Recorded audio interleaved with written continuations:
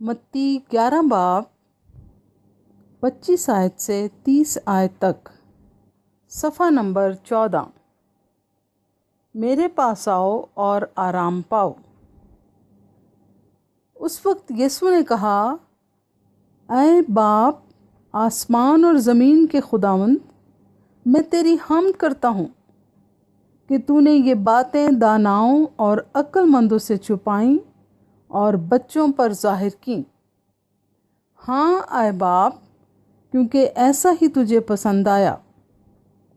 मेरे बाप की तरफ से सब कुछ मुझे सौंपा गया और कोई बेटे को नहीं जानता सिवाय बाप के, और कोई बाप को नहीं जानता सिवाय बेटे के और उसके जिस पर बेटा उसे जाहिर करना चाहे।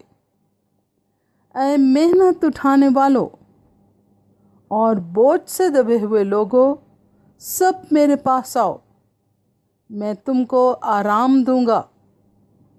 मेरा जुआ अपने ऊपर उठा लो और मुझसे सीखो, क्योंकि मैं हलीम हूँ और दिल का फरोतन, तो तुम्हारी जानें आराम पाएंगी, क्योंकि मेरा जुआ मुलायम है और मेरा बोझ हल्का।